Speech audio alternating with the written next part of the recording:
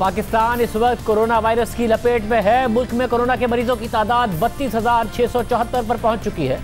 724 अफराद इस वक्त वायरस से हलाक हो चुके हैं और इस तादाद में हर गुजरते दिन के साथ तेजी आ रही है। मगर इन हालात में भी इल्जाम तराशी और बयानबाजी का सिलसिला खत्म होने के बजाय बढ़ता जा रहा है। पाकिस्तान की कौमी क़यादत इस वक्त सियासत कर रही है, एक दूसरे पर इल्जामात लगा रही है। गुज़िश्ता रोज़ तहरीक इंसाफ और पीपल्स पार्टी के दरमियान कौमी असम्बली इजलास से शुरू होने वाली गर्मा गर्मी में आज मजीद शिद्दत आ गई है। आज सेनेट में खिताब करते हुए वज़ीर ख़ारजा शाह महमूद कुरैशी ने एक बार फिर पीपल्स पार्टी को तनकीद का निशाना बनाया। उनका कहना था कि पीपल्स पार्टी सिंध की ठेकेदार ना बने, कराची में हमारी अक्सरियत है, सिंध में भी अपना लोहा मनवाएंगे।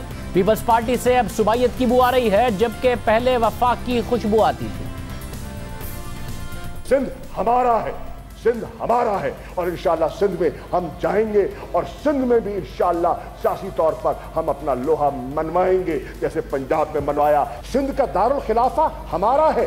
आज भी सिंध के दारुल खिलाफे पे अक्सरियत जो है वो पाकिस्तान तहरीक इंसाफ और NQM हमारी जो हलीफ जमात है उनकी अक्सरियत है। तो हम कराची का आपको ज्यादा दर्द है और हमें दर्द नहीं है, हरगिज़ हमें दर्द है। कराची उतना मेरा है जितना आपका है। आप सिंध के ठेकेदार मत बने, ये पूरा पाकिस्तान है और हम पूरे पाकिस्तान की बात कर रहे हैं। तभी जब मैंने देखा, जब कल मैंने इनकी गुफ्तगू सुनी, मैंने कहा क्या हो गया पीपल्स पार्टी को। पीपल्स पार्टी एक जमाने में वफाक की अलामत हुआ करती थी और आज जिस पीपल्स पार्टी से वफाक की खुशबू आया करती थी वहां आज सुबाइयत की बू आ रही है। खुदारा इस रवैये को बदलिए। कुरैशी साहब का इल्जामात का जवाब पीपल्स पार्टी के चेयरमैन बिलावल भुट्टो ने अपनी प्रेस कॉन्फ्रेंस में दिया। उनका कहना था कि वफाकी वजीर सिंध में सियासी लोहा मनवाने की बात कर रहे हैं, यह वक्त ऐसा करने का नहीं है। उनका कहना था कि वजीर साहब उस वक्त अपनी जमात में भी इमरान खान या PTI का नहीं, अपने सियासी लोहा मनवाने की कोशिश कर रहे हैं जैसा माजी में करते थे। ये किस किस्म का बयानिया है कि एक वफाकी वजीर कहे कि मुझसे या मेरे जमात से सिंध की बू आ रही है? क्या मतलब कि आप सिंध में अपना सियासी लोहा मनाएंगे? ये वक्त है सियासी लोहा मनाने के लिए और ये शख्स सियासी लोहा मनाने की बात कर रहा है। अब हमें मजबूर ना करे कि हम वो सारी बातें कौम के सामने लेकर आए कि इस जमात का सियासी लोहा पंजाब में कैसे बना। मुझे तो पता है कि किसने इस वजीर साहब को, जब वो हमारा वजीर साहब था, किसने अप्रोच किया, किसने वजीर आजम बनने का ख्वाब दिखाया और अब भी वही वजीर अपनी जमात में वही खेल खेल रहा है। अभी भी अपना सियासी लोहा इमरान खान का नहीं, PTI का नहीं, वजीर साहब खुद अपना सियासी लोहा मनाने की कोशिश कर रहे हैं। मुल्क कोरोना वायरस की लपेट में है। मुल्क की सियासी क़यादत एक दूसरे पर इल्ज़ामात लगा रही है। ये सारा का सारा मामला इस वक्त उस वक्त हो रहा है जब इजलास बुलाया गया था कोरोना वायरस के लिए। वज़ीर ख़ारजा शाह महमूद कुरैशी साहब हमारे साथ मौजूद हैं। शाह साहब बहुत शुक्रिया। शाह साहब, ज़ाहिर है दोनों जमातें आमने सामने आ गई हैं। इजलास बुलाया था आवाम के लिए, कोरोना वायरस पर डिबेट के लिए, एक दूसरे पर आपने भी बड़ी अग्रेसिव तकरीर की। मतलब क्या एज अ स्ट्रेटजी है, जब पीपल्स पार्टी की कारकर्दगी नज़र आई कि बेहतर है वफाकी हुकूमत या फिर पंजाब या KP हुकूमत की कारकर्दगी से शुरू में कोरोना वायरस के ख़िलाफ़, तो आपकी सिंध की क़यादत उनके खिलाफ बयानात देने लगी। वफाक से कुछ जो खान साहब के करीब समझे जाते हैं लोग वो बयानात देने लगे। अब आपने भी असेंबली में जो तकरीर की वो बड़ी अग्रेसिव तकरीर थी जो कि आपके मिजाज के बरखिलाफ़ है। ये पॉलिसी है वज़ीर आज़म की, लॉकडाउन के खिलाफ भी बात करते हैं, फिर उसके फ़ायदे की भी बात कर देते हैं, फिर कहते हैं जी सब मिल के फैसला करते हैं, फिर पीपल्स पार्टी के खिलाफ भी तहरीक इंसाफ बात करती है। नहीं शाहजेब, हरगिज़ नहीं। देखिए, मैंने तो आप मेरी तकरीर का, पूरी तकरीर का आप अगर आप उसका मतन देखें तो आपको अंदाज़ा होगा हमारा रवैया मुस्बत था। मैंने पहले कहा कि आपके पास तजावीज़ हैं, ज़रूर दीजिए। हर अच्छी तजवीज़ को हम वेलकम करेंगे और इंशाअल्लाह अपनी हिकमत अमली में उसको परोएंगे। अब सवाल ये है कि वो बेवजह सीख पा दिखाई दे रहे हैं। उसकी वजह क्या है? जवानी है, गर्म खून है, ना तजर्बाकारी है, परेशानी है, मैं कुछ नहीं कह सकता। लेकिन लगता ये है कि मैंने एक आईना दिखाया, शायद उनको बुरा लगा। अब मैंने हरगिज़ ये नहीं कहा, मैंने तो उनको तारीख़ बता रहा था कि उनकी जमात पाकिस्तान पीपल्स पार्टी का ये खासा रहा है कि वो वफाक की बात करते थे। आज अगर आप इलाकाई बात करेंगे और किसी सूबे की बात करेंगे तो आप वो जो वफाक की खुशबू आया करती थी वो कहीं इलाकाई और किसी सूबाई तासुब की उससे बू ना आए। तो मैंने कहा ये आपकी तारीख़ है, उस तारीख़ का मुताला कीजिए। मैं तो निशानदेही कर रहा था, कोई उन पर तनकीद नहीं कर रहा था। नहीं, मगर शाह साहब ये शुरू से हुआ है। जैसे कोरोना वायरस आया, सिंध हुकूमत की तरफ से एयरपोर्ट पर इंतजामात के हवाले से कहा गया, स्कूल बंद करने के हवाले से कहा गया, तो सारे इकदाम सिंध हुकूमत को पहले करने पड़े। ना वफाक मान रहा था, उनका गिला है, और दूसरे सूबों ने भी बाद में फॉलो किया। फिर आपकी सिंध की क़यादत, फैसले होते हैं, आप कहते हैं कि जी सब मिलकर फैसले करते हैं, सिंध अलग बात क्यों करता है? जब मिलकर फैसले होते हैं तो आपकी सिंध की क़यादत सिंध हुकूमत के खिलाफ ताजिरों के साथ मिलकर क्यों प्रेस कॉन्फ्रेंस करती है? वफाक से जो खान साहब के करीब लोग हैं वो क्यों खिलाफ बात कर रहे होते हैं? तो फिर वो दिफा ना करें, अपना नैरेटिव ना दें जब ये सारी बातें हो रही हैं? नहीं, ज़रूर दिफा करें। मैं ज़ाती अटैक्स का कायल न था न हूँ। आज देखें ना, आज मैंने सेनेट में गुफ्तगू की, मैंने कल नेशनल असेंबली में गुफ्तगू की, तो आज उन्होंने जो प्रेस कॉन्फ्रेंस की, ज़ाती अंसर तो उसमें दिखाई दिया। आप देखिए ना, उस प्रेस कॉन्फ्रेंस का मुताला कीजिए, आपको अंदाज़ा होगा कि ज़ातियात पर कौन उभरा। लेकिन मैं उसको बुरा हरगिज़ नहीं मनाऊँगा और मैं इसको दरगुजर करूँगा। मैं आज भी कहूँगा कि सिंध हमारी एक अहम इकाई है और उनकी ज़रूरियात को हम इंशाअल्लाह पूरा करेंगे। और मैंने अपनी तकरीर में वजाहत से बयान किया कि NDMA ने, वफाक ने क्या क्या इक़दाम उठाए हैं जिससे कि हम सिंध की मदद हमने की है या करने का इरादा है। मैंने जो प्रोटेक्टिव गेयर है, जो N95 मास्क हैं, जो दीगर हमने अशिया उनको मुहैया की हैं, उसका मैंने फैक्ट्स एंड फिगर से उनका जवाब दिया। मगर शाह साहब, आपने ये भी कहा कि जिस तरीके से पंजाब में हमने लोहा मनवाया है तहरीक इंसाफ ने, उस तरीके से सिंध में भी मनवाएंगे। पंजाब में कैसे लोहा मनवाया है? एक तो आप लोगों के से ज़्यादा सीटें नून लीग ने जीती थी 2018 के इंतखाबात में, आज़ाद उम्मीदवार आपने मिला है, उसके बाद इत्तेहादियों के साथ मिलकर हुकूमत बना ली। दूसरा, 10 साल जब नून लीग की पंजाब में और पीपल्स पार्टी की सिंध में हुकूमत थी, कभी हुआ नहीं। पीपल्स पार्टी पर तो तनकीद ये होती थी कि ना ये कोई इनिशिएटिव लेते हैं, ना ही पंजाब हुकूमत को किसी चीज़ में फॉलो करते हैं, ये तो कुछ भी नहीं करते। ये तो पहली दफ़ा हो रहा है कि पीपल्स पार्टी कोई काम कर रही है और पंजाब हुकूमत, बुज़दार हुकूमत उसको फॉलो करती नजर आ रही है, और पंजाब में नजर आ रहा है कि कोई इनिशिएटिव नहीं हो रहा और इकदामात का फुकदान है, कारकर्दगी का फुकदान है, और वो सिर्फ फॉलो ही करते रहे सिंध हुकूमत के एक्शन को। तो ये लोहा कैसे मनवाएंगे? पंजाब में ऐसा क्या कर रहे हैं आप? नहीं, देखिए, ये तो एक राय हो सकती है ना, एक ओपिनियन है और सबको ओपिनियन का हक है। मैं समझता हूँ कि पंजाब हुकूमत ने, उनकी कारकर्दगी अच्छी है, और अगर सिंध ने कोई अच्छा कदम उठाया है और अगर हम उसकी तकलीद करते हैं तो आपको खुशी महसूस करनी चाहिए। तो ये तो आपकी कामयाबी है इसमें। और पंजाब ने अगर अच्छे इक़दाम उठाए हैं तो अगर सिंध उसकी तलकीन करता है और उसकी नकल करता है तो अच्छी बात है। खैबर पख्तूनख्वा से अच्छी खबर आती है तो हमें खुशी होनी चाहिए। तो हम तो एक दूसरे से सीखते हैं। ऐसा मगर आपने जब ये कहा कि, और ज़ाहिर वफाक की हुकूमत का ये गिला है कि सारे मिलकर फैसले होते हैं और फिर सिंध हुकूमत उस पर सियासत करती है, जिसको आप कह रहे हैं कि सिंध कार्ड खेलते हैं।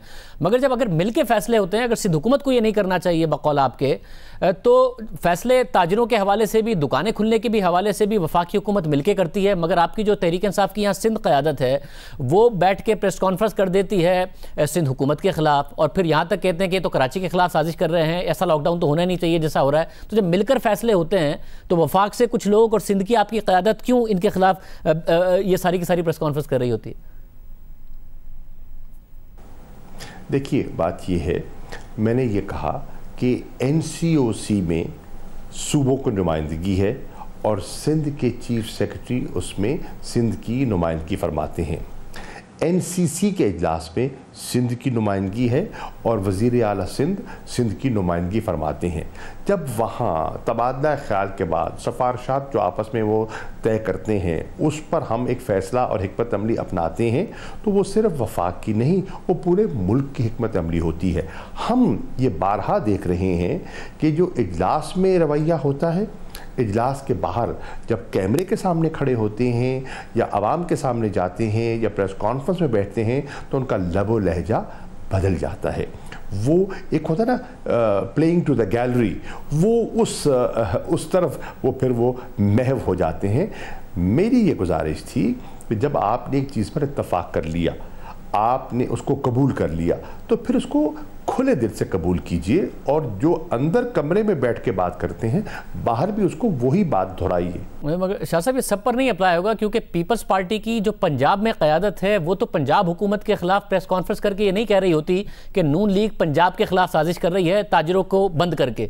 ये तो तहरीक इंसाफ की सिंध की क़यादत वही काम, हालांकि पंजाब हुकूमत कर रही है, मगर सिंध की हुकूमत के बारे में कह रही होती है कि ये ताजरों को बंद करके कार्रवाइयाँ ये साजिश कर रहे हैं कराची के खिलाफ और सिंध के ताजरों के खिलाफ, हालांकि वफाक के साथ अग्रीमेंट होता है और पंजाब भी वही कर रहा होता है।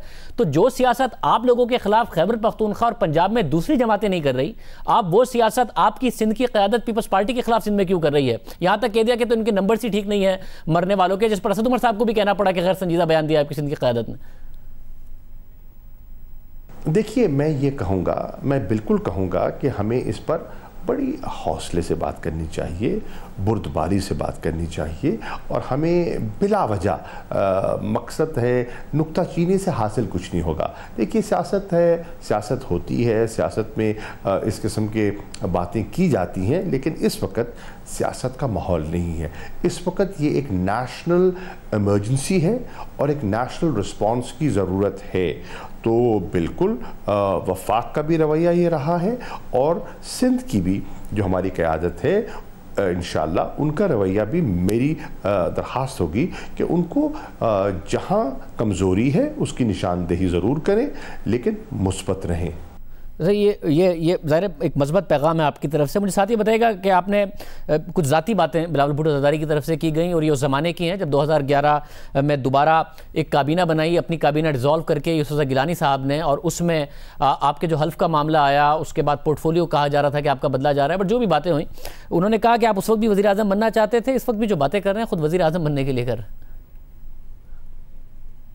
पहली बात तो ये है कि कल भी जो बात कह रहे थे उसमें कोई हकीकत नहीं थी, जो उनने बात की है बेमानी थी। बचपना है, मैं क्या जवाब दूं उसका, मैं उसको दरगुजर करूंगा। आज भी जो बात कह रहे हैं, पहली बात तो ये है कि तहरीक इंसाफ की कब से उनको परेशानी लाहक हो गई। तहरीक इंसाफ के मामलात तहरीक इंसाफ खुद तय कर सकती है।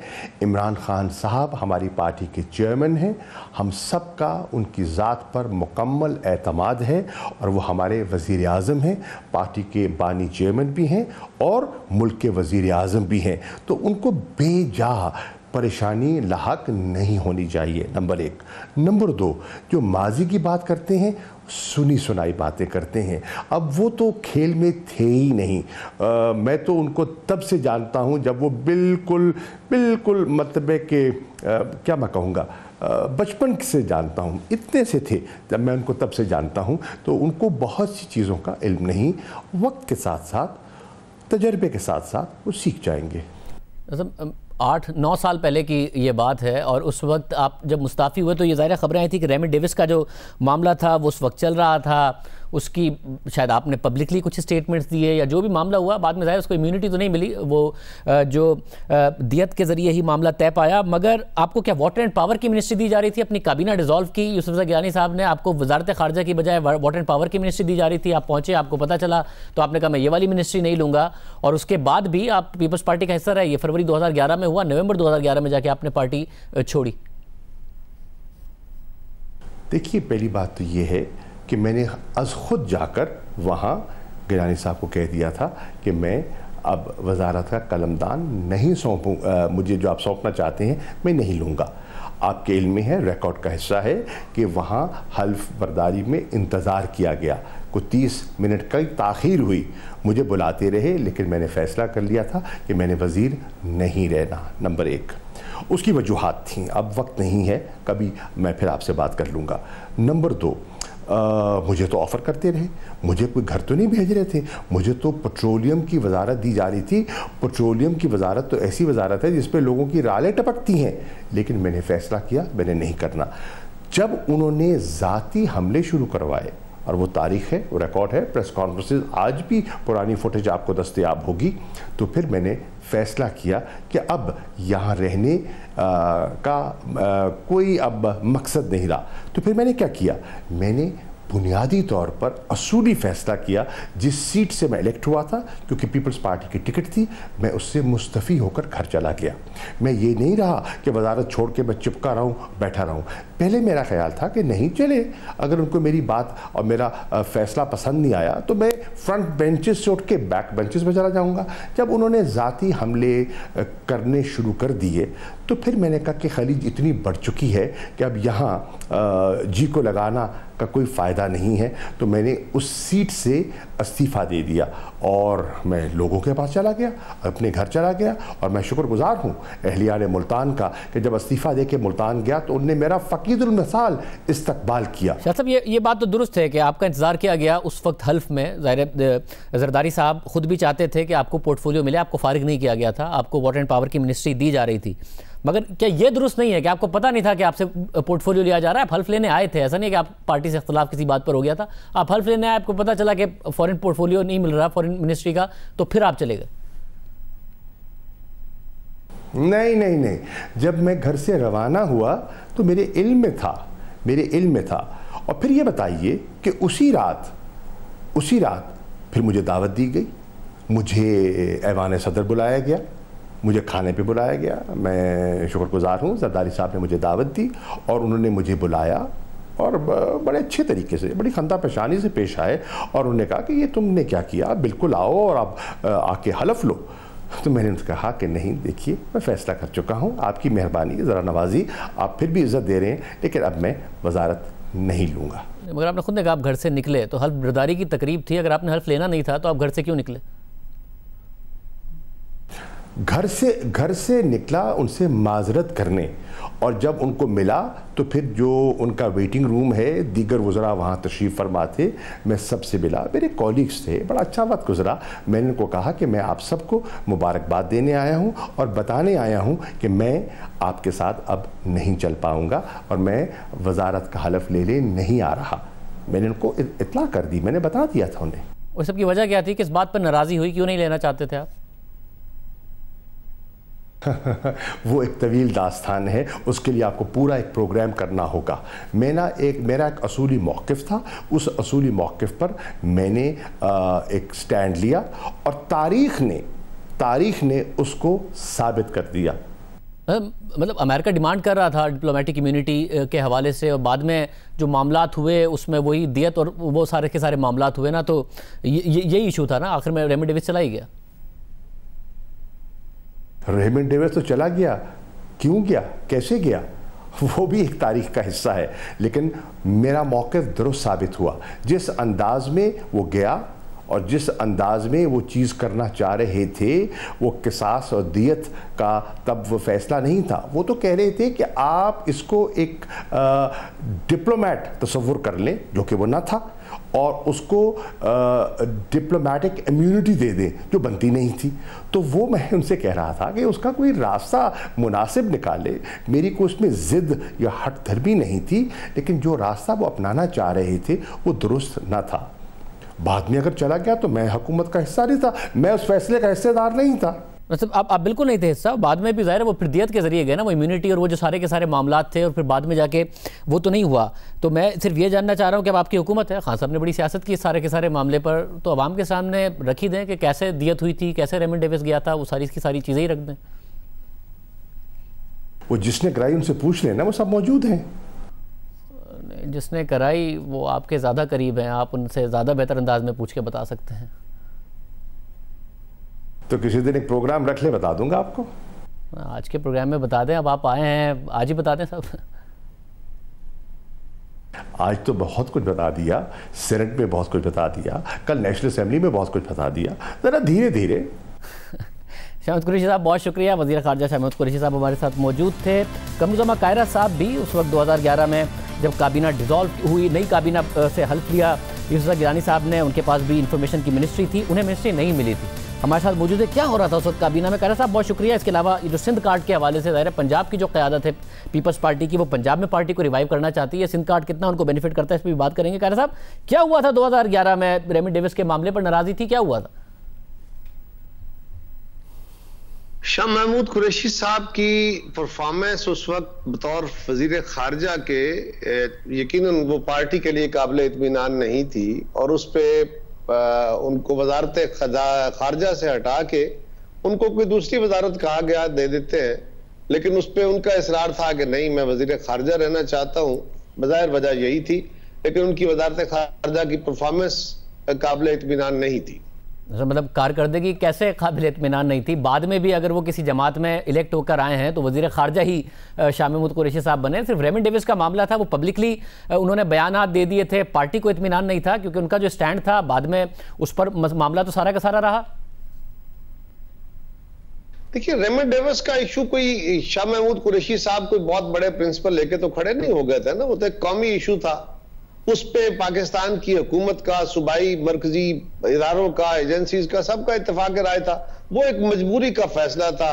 अब हम उस पे अगर कोई बड़ा हीरो बनना चाहें तो अलग बात है, लेकिन ऐसा नहीं था।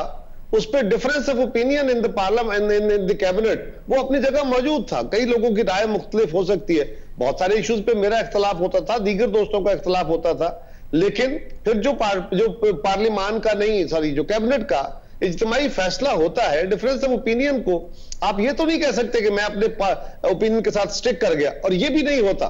पार्लियामेंट जो कैबिनेट होती है, कैबिनेट में आप अपनी राय देते हैं, और जमहूरियत क्या है? जब अक्सरियत की राय आपके खिलाफ है तो आपको अक्सरियत की राय का एहतराम करना होगा। खैर साहब, साथ में मुझे बताइए जो सिंध कार्ड का मसला है, पहले जाहिर है पंजाब की जो पीपल्स पार्टी की क़यादत है उनके लिए मसला ये रहा कि पार्टी को पंजाब में रिवाइव कैसे करें। सिंध हुकूमत कारकर्दगी नहीं दिखाती, तो क्या कारकर्दगी हम पंजाब में जाके दिखाएं और बताएं कि हम ये कारकर्दगी दिखा सकते हैं। अब जब कोरोना के मामले पर सिंध हुकूमत की ज़रा तारीफ हुआ कि उन्होंने इनिशिएटिव्स लिए हैं, तो अब ये इल्ज़ाम लग रहा है कि सिंध कार्ड खेलते हैं। पंजाब में आपके लिए कितना कंसर्निंग है ये बात? कैसे आप पार्टी को रिवाइव करना अगर चाहते हैं, आप पार्टी के कमिटेड कारकुन कैसे रिवाइव करेंगे? कभी कारकर्दगी ना दिखाने का इल्ज़ाम और कभी ये इल्ज़ाम कि अब ये सिंध कार्ड खेल रहे हैं।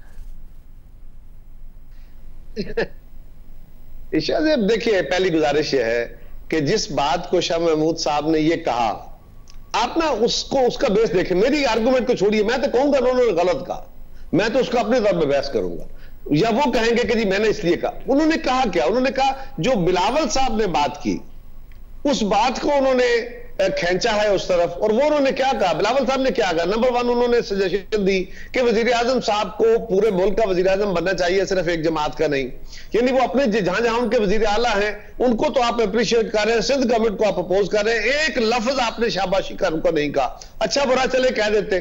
दूसरा, उन्होंने कहा कि जी हमारे पास जो सूबों के पास रिसोर्सेज हैं, वो रिसोर्सेज इतने नहीं हैं, हमारे डिफेंस, हमारे हेल्थ के बजट इतने नहीं है कि हम अपने रिसोर्सेज से हेल्थ की रिक्वायरमेंट्स को मीट कर सके। क्योंकि सिंध में पीपल्स पार्टी की हुकूमत है, पीपल्स पार्टी के सरबराह को जवाबदेही है, और उसने इस हुकूमत से सवाल करने हैं बतौर मेंबर, वो हाउस में अंदर बैठे हुए हैं। उसके ऊपर शाह महमूद साहब ये कहे, और उन्होंने ये कहा कि सिंध की बात नहीं कर रहा, सारे सूबों का ये आलम है। ये उनकी ये बिलावल साहब का पूरा आर्गुमेंट है। इसको अगर शाह महमूद साहब ये इंटरप्रेट करे कि उन्होंने सिंध का मुकदमा लड़ा, भाई सिंध में पीपल्स पार्टी की हुकूमत है, वहां हुकूमत के ऊपर सवाल उठ रहे हैं। शाहजेब खानजादा भी सवाल कर रहे हैं, बाकी मीडिया भी कर रहा है, शाह महमूद साहब की जमात भी कर रही है, हक है सारों का। और जब उसके जवाब देने होंगे तो पीपल्स पार्टी वो जवाब भी देगी, जो ऑब्स्टिकल और प्रॉब्लम्स होंगे उनको भी डिस्कस करेगी। तो उन्होंने उस आर्गुमेंट के अंदर सिंध की बात की, लेकिन साथ ही कहा कि किसी सूबे के अंदर भी ये कैपेसिटी नहीं है, सबको ये वसाइल दे। ये इससे पहले उन्होंने अपनी प्रेस कॉन्फ्रेंस में भी कहा, मैंने अपनी प्रेस कॉन्फ्रेंसेस में, अपने प्रोग्रामों में कहा। इसको शाह महमूद साहब अगर इस तरह इंटरप्रेट करें तो वो शाह महमूद साहब की कल की तकरीर और शाह महमूद साहब की आज की जो सेनेट के अंदर तकरीर है, ये दोनों तकरीरों को देखें तो शायद जहांगीर तरीन साहब के जाने के बाद कोई कागजात अपने दुरुस्त करने वाली बात लगता है, कोई बेहतर अपने हालात की। अदरवाइज उनकी ये शाह महमूद का मिजाज नहीं है। बहुत शुक्रिया। कमरजमा कायरा साहब हमारे साथ मौजूद थे, गुफ्तगू आपने सुनी। एक और सवाल है कि स्कूल खुलना तो मुश्किल है, मगर क्या बोर्ड एग्जाम्स हो सकते हैं? सिंध हुकूमत ख्वाहिश का इजहार कर रही है कि कम अज़ कम यहाँ गुंजाइश पैदा की जाए कि वफाकी हुकूमत मानेगी, क्योंकि भारत में 12 लाख बच्चों का जो बोर्ड एग्जाम है उसकी अनाउंसमेंट ज़रूर आई है। मामला आप रखेंगे, पूछेंगे वफाकी हुकूमत से।